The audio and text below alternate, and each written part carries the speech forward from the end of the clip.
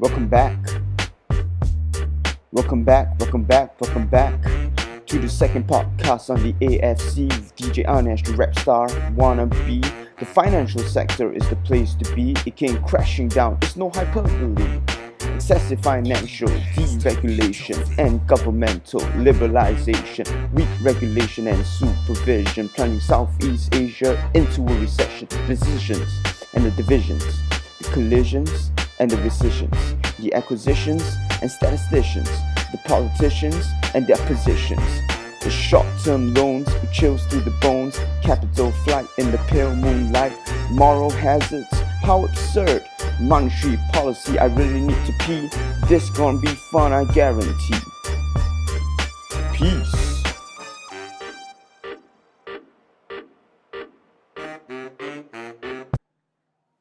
Okay guys, hope you enjoyed that rap.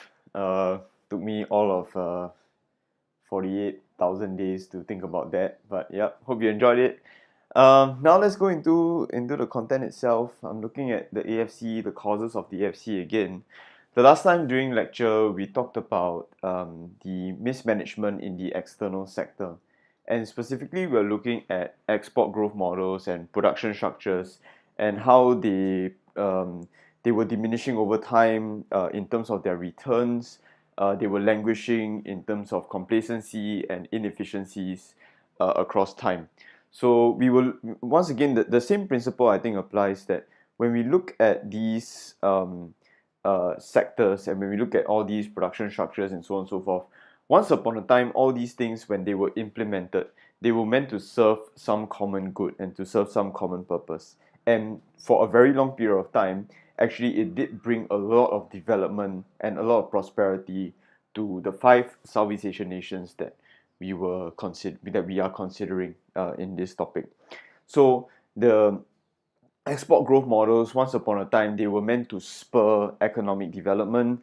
They were meant to push countries beyond their current status, moving from ISI to EOI, looking at export markets, creating that greater demand for their goods to the wider international audience, and in so doing try to generate more national income and things like that.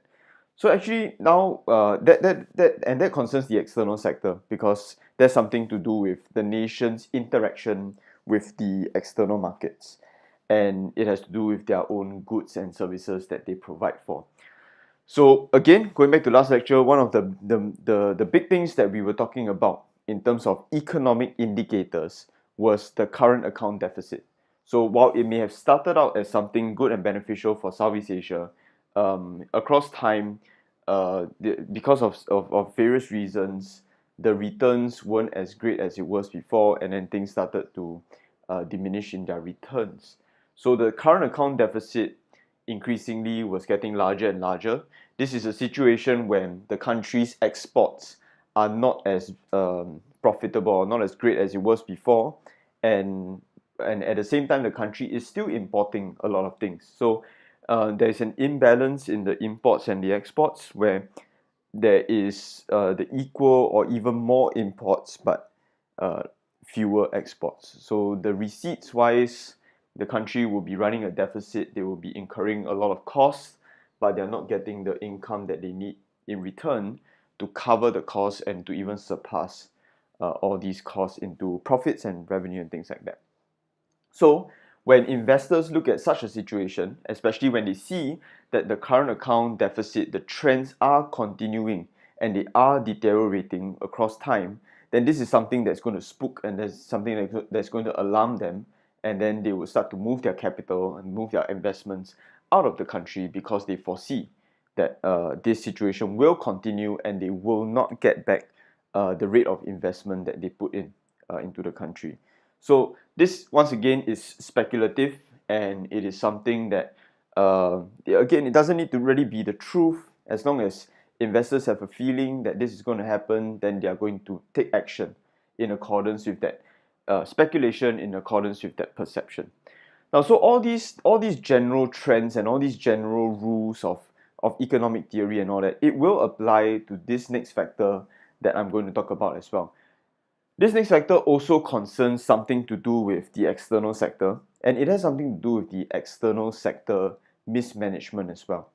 Once again, it is also something that is going to be based upon investor speculation. This is something that's going to be based upon the nation's interactions and connections with the outside world. But this next factor here is going to be a bit more scoped to the financial sector. It is the Asian financial crisis, so we are looking at the sector that is the most affected, the one that really triggers a lot of residual effects with the rest of the other sectors of the economy. So we are looking at the financial sector and their weaknesses. When we refer to the financial sector, we are looking at things like banks, we are looking at finance companies, loaning companies, and so on and so forth. So this is still part of the private sector, but it's more down to the finance side of things. Now, to give you guys a framework about how to view this factor, again, it's going to form like a paragraph of sorts in your essay. It's going to function as one really crucial point leading to the AFC, but it's going to function as a paragraph. So let's see what we can manage within this paragraph and this point. Of course, if you want to extend it beyond one paragraph, I think that's fine as well. But just keep in mind how to manage it. I have 3 points here for you to consider. They can be integrated or they can be distinct and separated. That's entirely up to you. But the first one in orange, excessive financial deregulation and liberalisation. The second one, weak regulation and supervision of finance sectors by the government. And the third one is overdependence and foreign exposure. These 3 things, they can be connected, they can be integrated. Some of them are the causes, some of them are the consequences. But they can be separated as well if you want. It can exist as simple points for themselves. Now, going by the same principles as what I talked about in the production structures earlier, I'm going to apply the same principles here. Now, all these policies of financial liberalization, all these policies were actually meant to serve the economy some sort of beneficial purpose. It was something that was thought of as good for growth and good for development. So one of the big things from the late 80s towards the 1990s onwards was the idea that we needed to liberalize the economies, especially to do with the private and the external sectors. So more power should be given to the private sectors, the external sectors.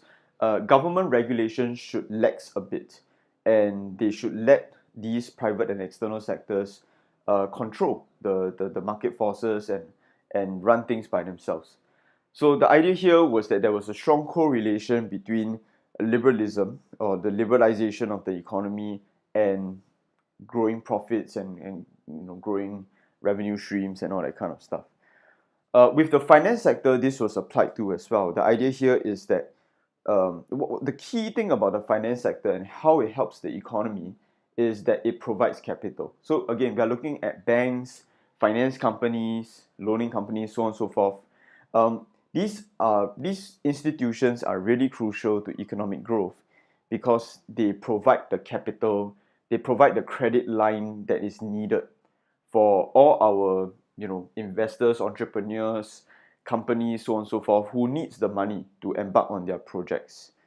So the idea here was that the more credit that is available, the more readily it is available, more people can borrow and more people can embark on their projects and stuff and their businesses and companies and all that, and then there can be a very growing and thriving private sector.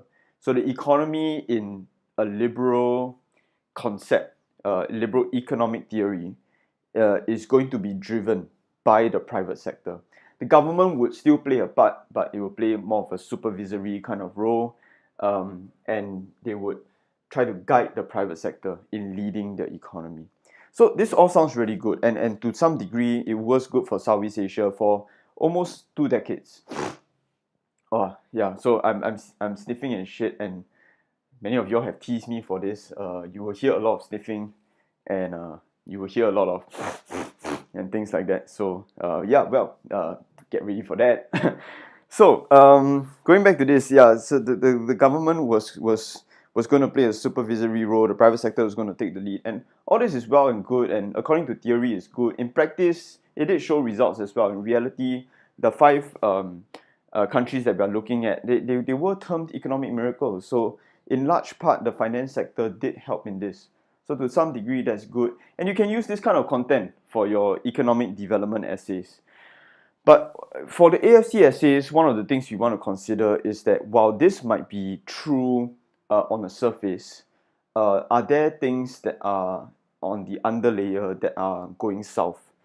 Are there things on the underlayer that are not taken care of properly, which leads to longer term consequences? So these are the things we want to think of as well. So liberalism or the liberalization of the finance sector, in theory, is a good thing. But the problem with the problem with excessive, and I want to stress the word here, excessive.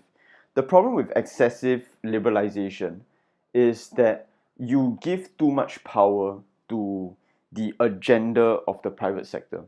And the agenda of the private sector, no matter we're talking about banks or businesses or industrialists or whatever, they are always going to be profit driven. And something that is very close to the idea of profit driven is the idea of, or the emotion of greed. And when you operate based on those kind of principles and you operate based on those kind of feelings and emotions or agenda, then there could be some long-term problems for the economy as a whole. So as we go through today and we look at the problems with the finance sector, keep this in mind. Economic theory can propose to you a sequence of events and it can speculate how things are going to turn out. But what economic theory cannot do is to account for human emotion or to account for the human factor, that human element that can drive things south, that can run contrary to what the economic theory would suggest. So economic theory in this case would suggest that liberalization is a good thing, but excessive liberalization, especially if it's corrupted by the human element and the human factor, that can bring things south as well. So we take a look at the definitions, and later on I'll go on to the examples, but these are the definitions of what these three things look like. The cumulative of these three things is the same thing. It produces, you can see the third point over there, it produces an external financial vulnerability. So this in the previous lecture we talked about the production structures and the current account deficits. There is an external vulnerability there as well, but it's more tied down to things like national income and the balance of payments deficits and all that kind of stuff. This one is more down to external financial vulnerability. So it's a bit distinct from the previous point, and today I'll show you how it's quite distinct. But nonetheless, it still concerns the external sector and still vulnerability to the external sector. Financial deregulation or liberalization is the reduction of government power in that sector, giving more autonomy to the private actors in that sector.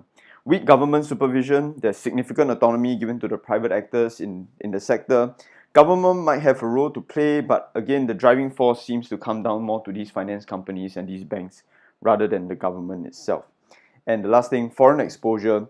Again, it's about the nation's interaction with the outside world and how much of it is tied to the movements of the outside world and how much the outside world can have an impact in domestic economies. So these are the big definitions and stuff. Let me go through some illustrations to show you more in detail how this factor works and what kind of vulnerability from the finance sector actually plagues Southeast Asia at this point in time. So as I mentioned just now, initially when liberalization policies were being implemented in Southeast Asia, this was meant to be a good thing. It's increased capitalism, the idea of the growth of the private sector, the idea of greater interconnectivity and openness to the international markets is something to help the domestic economies. So in doing so, governments also slowly realized that it cannot be state controlled. The level of government intervention has to be relaxed somewhat, and there needs to be some sort of more power given to the private actors to run the show. In essence, the agency had to be given to them. The theory here was that if you give these private actors more autonomy based on their own rational decision making and based on their own economic calculations, they would do what is best for themselves And if they do what's best for themselves, you extrapolate that they will do what's best for the nation collectively as well. So more money to the private companies and the banks means more money to the nation as a whole. So this was the entire theory of what was going on. So be prepared for brilliant animation to come. The idea here is that governments will play a smaller role, they will play a supervisory role, they will regulate, but the private actors were the ones that were growing in size, and they were the ones increasingly driving the economy. Now this brings about one of our first problems, which is that to do with foreign borrowing. This was something new to me when I learned this topic, but banks will borrow from other banks, and this might sound simple enough to many of you, but to me this was quite something that I really didn't think about much. But the idea here is that banks will borrow from other banks. Now in Southeast Asia, many of the banks, in a bid to continue to provide the capital for investors and for businesses and so on, they would borrow from foreign banks, foreign sources, sometimes even foreign companies and foreign international economic organizations.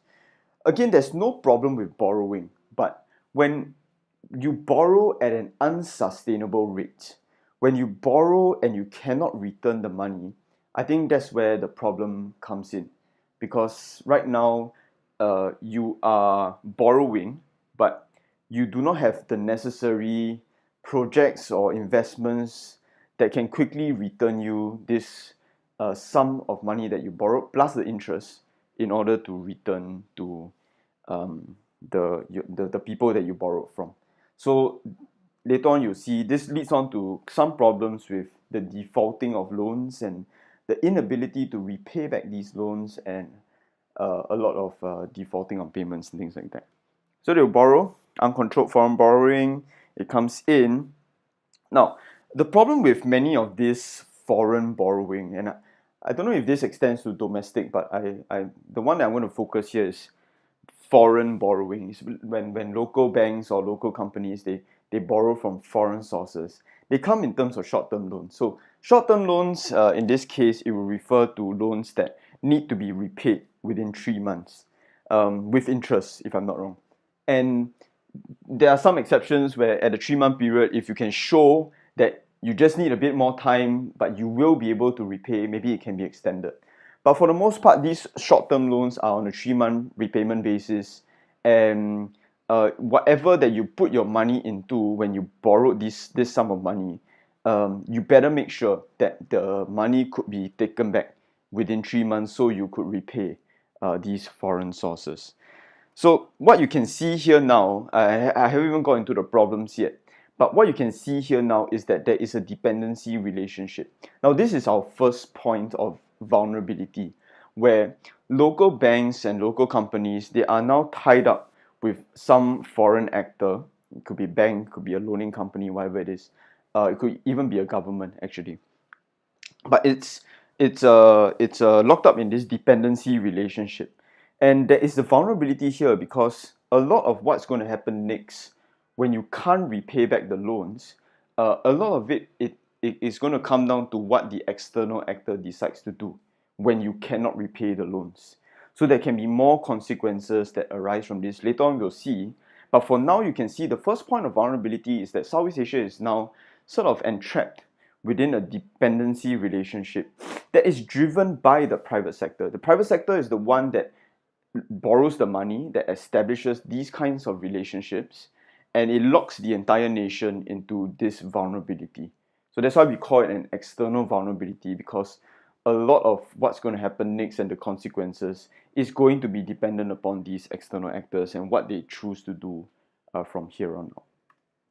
So going along with this chain of thought and these explanations, in the 1980s and the 1990s, a lot of foreign money was coming into Southeast Asia. So you can see the term there, what we call rapid credit expansion.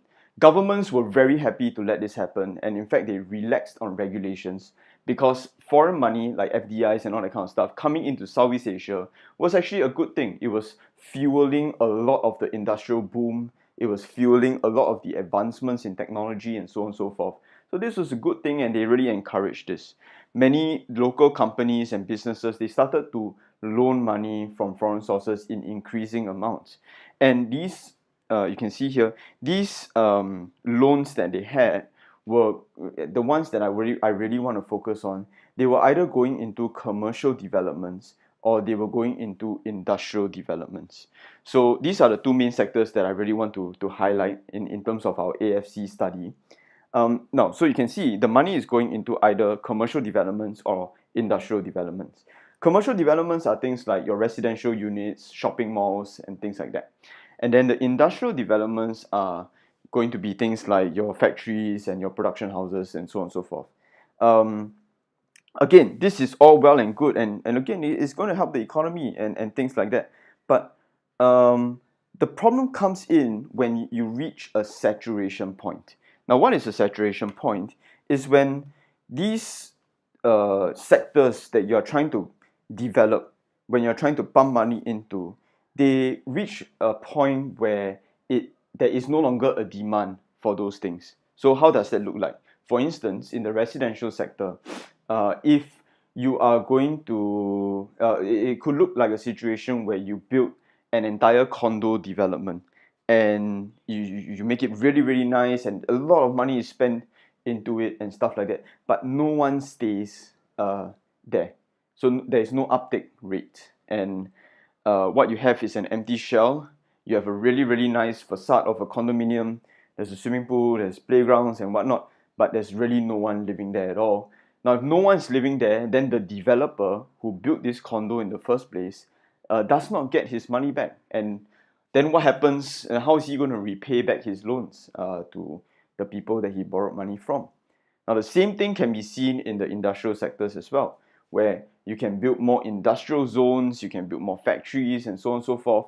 But if there is no demand for the goods that they are producing, or if there's no demand even for the factory or that industry itself, or that manufacturing firm itself, then again, that factory, the boss, is not going to get back the money that he has put in, and then he cannot repay the people he owes money to as well. So all these short-term loans, they're supposed to go somewhere and they're supposed to get their money back in return, but because there is no return of investment, or there's a low yield of the investment, they don't get back that money. Now, the problem comes in when 3 months is up. And 3 months is up, the foreign banks, they would look on all these contracts, all these loaning contracts, and they will call for their short-term loans to be returned. Sometimes, and this happened in Southeast Asia, closer to the AFC as well, even before the 3-month period is up, the foreign banks can sense that the situation is not going well in Southeast Asia. Even before the 3 months is up, they would call for the loans to be returned as well, along with the interest. Keep in mind that. The problem is the local banks or local businesses or whatever, they cannot repay. And this is because there was no return of investment on whatever they put their money into. So a lot of the banks, the local banks, and the companies, they either start to file for bankruptcy, or that they just try to ask for a longer repayment period. What this situation is called, and I think right now we come to one of the big economic indicators in the finance sector. This situation is called the inability to repay loans, and we call these loans non-performing loans, NPLs. Now, NPLs is a very important thing for you to know, because investors, again, this whole AFC is fueled by investor speculation. They are looking at economic indicators. One of the really big things they look out for in the finance markets is NPLs. And as NPLs continually stock up and increase by the number, it is an indication that the economy in that country is not doing well. That there may be an oversupply and not enough demand, and therefore the inability to repay back these loans is a sure indicator that the economy has reached some sort of saturation point. And this fuels intense speculation from the investors, which is why I said that they will start to recall their loans, or that they will pull out their money what we call capital flight, and this would be the full effect of the external vulnerability on the Southeast Asian economies. Again, this is why I say that it really depends on what these external actors start to do based on these trends that they can assess and that they are spooked by. So yeah, this is the kind of situation where it happens, and a kind of a second consequence that comes up from, or a second indicator that comes up from the NPLs is that when banks cannot repay, they start to either file for bankruptcy, or they close down, or there's a bailout from the government. Now, any one of these three indicators is further indication, is further things that investors look at to show that the economy is not doing well. Like, clearly the economy or that sector is not doing well if the government needs to come in to bail out and to save these companies from bankruptcy. The act of filing for bankruptcy itself, it's an indicator also. So bankruptcy is a situation where it's not that you have zero money. Bankruptcy is when you have zero money and you still owe people money. Now that's a pretty shit situation to be in. So once again, investors will look at these kind of things and they'll say, oh wait, shit, the economy is not doing well, and I don't think my money is safe here, or my money is not going to get a good rate of return over here, and so they start to pull out and stuff. The new KFC saucy wings, flavor worth not holding back for. So what started out as something good, because and I want to try to find some sort of governmental complicity in this, some sort of governmental responsibility in all of this.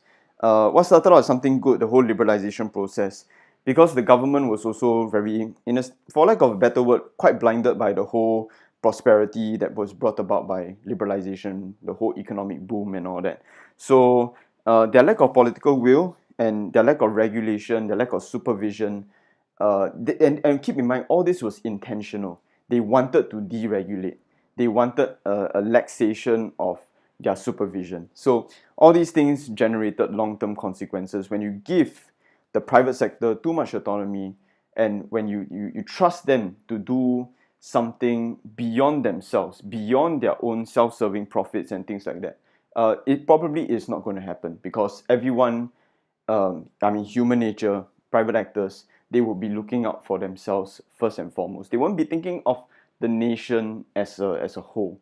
That's something it seems that only the government can do, and because the government failed to account and take responsibility for these kind of things, there's some charge on the government, there's some responsibility that should lay with the government as well. Another thing that I can charge the government for, especially in terms of their responsibility and their intentionality, I think the key word here is intentionality. It's something they did intentionally to it was supposed to be good, but then it caused harm in the long term, is this thing called moral hazards. You might have heard this term in your econs class, and I'm not going to go into the econs of it. I'm just going to go through a layman definition. I'm a layman, that kind of stuff, not any econs whiz, just a normal, historian human being. Going into this idea of a simple definition of moral hazards. It's a situation where a company or an actor or whatever, they get some privileged information, or they get some privileged safeguard that would give them some advantage in their economic activities. So this is something, in this case and in this context, is something that the government can provide. It can be information, it can be credit, it can be some sort of safety net or safeguard that the government provides to this company, that influences the way this company conducts its actions. So let me give you an example. So for instance, there is a bank that is there's very close political connections to the government. This was like a lot in Indonesia and in Thailand, to some degree Philippines as well. Some of the banks were very closely connected to the government. And sometimes the governments would give privileged information to these banks, or they would give a safety net to these banks, and it would influence the way the banks conducted their dealings. So the government could say something like, don't worry. If you continue to conduct your activities, you continue in your own banking practices and whatever not, if you run into trouble, the government will bail you out. This is something like a moral hazard. It's kind of like to some degree it's illegal, and to some degree it's unfair as well, especially in terms of fair practice and all that kind of stuff. Um, and so it encourages the bank to operate as though they have like an immunity card, like some sort of invincibility, and things like that. So in this case, what happens is that some of the banks, some of the bigger banks, they got this moral hazard and they got this kind of like safety net kind of thing, which continue to encourage them and fuel their uncontrolled borrowing from foreign sources. So the dependency relationship, it got worse and worse, and it got even more vulnerable, plunged the nation in, because these are big banks. So they further plunged the nation into this dependency relationship. So anything that now happens to these banks, because they're so big and they're so powerful, they're so closely connected to the government, anything that happens to these banks would now affect the nation as a whole. If you want to do further research, and this is nothing to do with like our syllabus in Southeast Asia, but the Lehman Brothers collapse in 2008, this is exactly the situation that unfolded in the US in 2008, where the US economy and the finance sector were more or less dominated by 5 banks, of which Lehman was one of them. And when these banks, one by one, they started to run into trouble, and once they started to collapse, that's where the entirety of the nation was dragged along with them as well. So the situation in 97 in Southeast Asia was quite similar to this, especially with the larger banks in Indonesia and Thailand. So yeah, both these things, an emphasis on the complicity of the government, on the responsibility of the government, but the same product, the same outcome, use that financial sector vulnerability. So this is the worded explanation of what I just said about the moral hazard situation. Sometimes you can see the third point over there, we call it crony capitalism. And crony capitalism is, or cronyism is something that is, widely seen in Southeast Asia at that point in time, in the political sphere and in the economic sphere. Cronyism is a symptom where governments have very close contacts and close associations with the key business allies, their friends, their family, their kin, where they establish all these patronage networks. And to some degree, it's quite corruptive in nature, and it does bring about a lot of vulnerability to the political and the economic circles. Okay, now that's to do with the finance side, the banks and all that kind of stuff. Another thing that was particularly problematic in the finance sector as well, but this one has to do with monetary policy. Now again, I'm not like econs, like I got C for econs and shit like that. So I'm not going to go into the econs definition of monetary policy, and you don't really need to know that. I'm just going to give you the very simple gist of what monetary policy concerns. And it concerns the adjustment of the interest rates in the country. And this is something that only the government can do, and the government would adjust the interest rates of the country depending upon its agenda. So if it wants to contract the economy, it will do something to the interest rates. If it wants to expand the economy, it would also do something to the interest rates. And this is what we call monetary policy. Now, at that point in time, again, we have to look at why governments did the things they did as a means to grow the economy. So once again, it's something that started off well. It started good intentioned, and it was supposed to help the economy.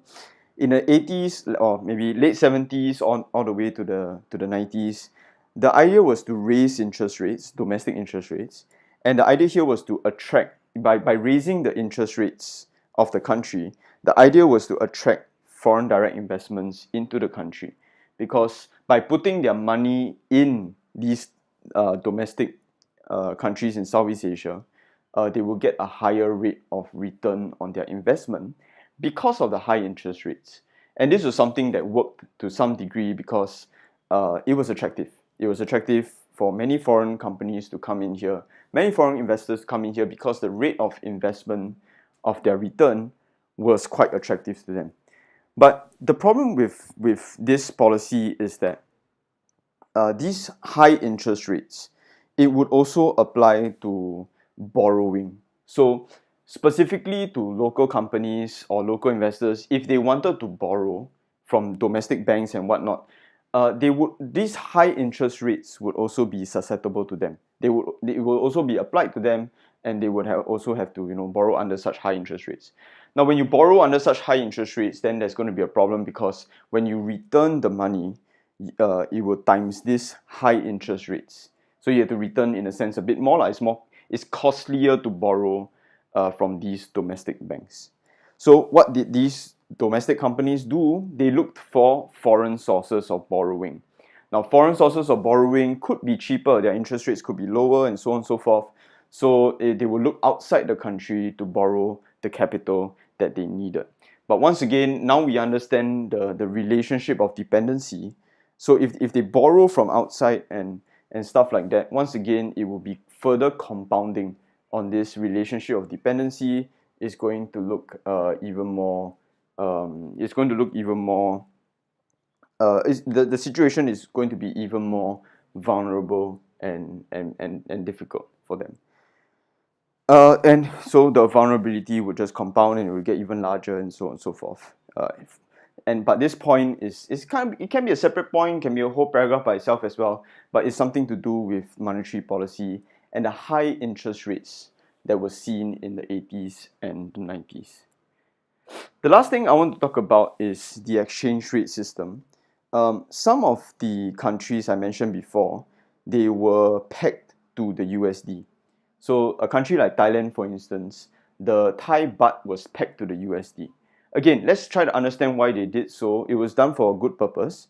When countries peg their currency to a larger and to a more stable currency, it's meant to introduce some sort of stability to their country as well. So the idea here is that with the Thai baht being pegged to the USD, it will give some measure of stability to the Thai baht. How the peg works is that there is a ratio of the Thai baht to the USD, and this ratio can never escape beyond a certain boundary. So if the USD appreciates, the Thai baht has to appreciate to a certain degree as well. If the USD depreciates, the Thai baht has to depreciate as well. Now, how does the Thai baht appreciate or depreciate? A lot of it comes down to government action, whether it's to sell their currency or to buy their currency using their national reserves. Now, as I mentioned, this is all done well. This is something good, is good intention and all that stuff. The problem is this is a problem of a surface versus underlying kind of situation, where on the surface the currency is maintained and it seems all seems well and all that. Now, when all seems well, no one has any real indication that the economy is going south, is going bad. So they continue in their practices, believing that everything is going well, with currency being their chief indicator that the economy is going well. So they continue in their practices, they continue their borrowing, and so on. So investors continue to put money into Southeast Asia at this point in time because they also believe that everything is going well. Now, the peg, however, it can be a disguise. It can be some sort of a facade as well, because beneath the peg, all the underlying structural issues, all the problems with currency, with the various sectors, with the finance sector and all that kind of stuff, it also starts to boil on the surface. It doesn't immediately show up in the currency issues or in the currency peg. So everything seems fine, but there are a lot of structural damage that's going on. By the time everything reveals itself, especially when you unpack your currency against the USD, that's where everything comes to a very quick collapse. A question being raised in lecture the other time, I think it was by Takit, was why everything in 97? Why, if everything has been building up for so long, then why everything bursts in 97, July itself? So, here is one of the big reasons why, because when the Thai baht, when the government removes the peg, they put the BUD into the market and allows the BUD to float, immediately all the investors started to pull out in very, very quick fashion and in very large volumes, that the BUD almost overnight, it just simply collapses, revealing all the structural damage that have been done across almost a decade and a half. So this is why, in 97 itself, and then after that, looking at what happened in Thailand, investors also believed that the same situation was happening in Indonesia, in Malaysia, Philippines, Singapore, and then it starts the whole chain of events, the contagion effect. So this also concerns the finance sector, but this one in particular is about the exchange rates. So again, looking at today, as I've gone through this angle, this dimension of the external sector, I'm looking at the finance sector itself, and you can craft, and as I went through the various points today, you can craft your own paragraphs. It really is up to your management system. Many of them can be integrated, some of them can be distinct as well, but I leave it up to you as to how you want to manage this. But it all comes under structural conditions. It all comes under external sector mismanagement that leads to the crisis. They're all quite long-term in nature as well. So if you take the two things that I talked about, structural speaking, they are both long-term in nature, and they take some time to have their effect. But when they do have their effect is high in magnitude. It's extensive. It's devastating. It concerns many sectors of the economy, and the effects are damaging in a very quick fashion as well. So yeah, I think this is more or less what I will cover for the structural and the external sector side of things. I would also, as we go on to the other factors, I'll be looking at the structural factors, but in terms of governance. Pretty much we'll be looking at a lot of economic issues, but I also want to look at governance in terms of the structural problems. And then later on, lastly, I will go and look at the immediate problems itself, the things happening in 97. And then finally, when you put things all together, you have your causal web of factors that lead to the AFC. I'm not really leaning towards any side of the argument. I'm just presenting to you the points right now. But based on the evidence that I have and based on the strength of the factors and the points, it would seem that the structural factors were the ones that lean a lot heavier in terms of the causation to the AFC. So that's something for you to consider as well, with the immediate factors only deciding upon the pace and the timing of the crisis. So yeah, that's something for you to consider. Thank you for listening. I look forward to the next podcast with DJ Anesh.